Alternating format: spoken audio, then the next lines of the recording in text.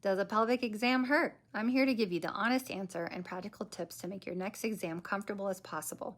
Today we're covering what you'll actually feel during each part of an exam, why some women experience pain, and most importantly, actionable strategies you can use to take control of your comfort during these important health screenings.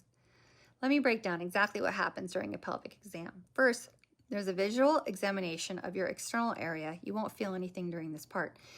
Then comes the speculum exam, which is usually what causes the most anxiety. The speculum looks like a duckbill and gently opens to let your provider see your cervix. You'll feel the coolness at first, and yes, you can ask for it to be warmed.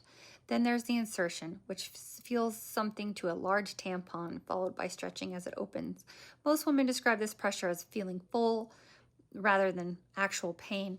If you need a pap smear, there's a quick brush or scrape that lasts seconds, and some feel a brief pinch or cramping. Finally, the bimanual exam involves fingers inside while pressing on your belly to check your organs.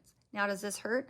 For most women, it's uncomfortable, but not painful. However, pain can happen for specific reasons. If you haven't had vaginal penetration before, your muscles might be tighter. Anxiety creates a feedback loop. You tense up because you are scared, which makes insertion harder, which confirms your fear. Certain medical conditions can make exams genuinely painful. Vaginismus causes involuntarily muscle spasms that feel like hitting a wall. Vulvodynia creates burning pain with any touch. Vaginal dryness from menopause or medications can cause tearing sensations. Endometriosis makes internal pressure painful. Here's what you can control. Before your appointment, schedule when you're not stressed, empty your bladder, and consider taking ibuprofen 30 minutes prior. Practice deep breathing and pelvic floor relaxation. During the exam, communicate openly. Say, I'm nervous, or I've had painful exams before. Request accommodations, the smallest speculum, extra lubrication, warming the instrument, or talking through each step. Your breathing is crucial. As the speculum goes in, take a slow, deep breath and consciously relax your pelvic muscles. Think open like a flower instead of clenching. Position yourself at the very edge of the table. Let your knees fall naturally apart and keep your jaw relaxed. You can pause anytime. Good providers respect your need to stop and regroup. Remember, you're not just surviving this exam. You're taking charge of your health. Some myths need addressing. Relaxation helps enormously, but it won't solve underlying medical conditions. Being a virgin doesn't prevent exams, though you'll need a smaller instrument and extra care. Pain isn't something you have to tough out. It's a signal that something needs to be adjusted. After your exam, mild soreness and light spotting are normal, especially after pap smears.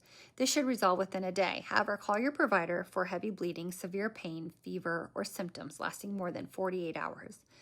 Different life stages bring different considerations. Teenagers need especially gentle educational approaches. Pregnancy changes your sensitivity levels. Menopause can make tissue thinner and drier.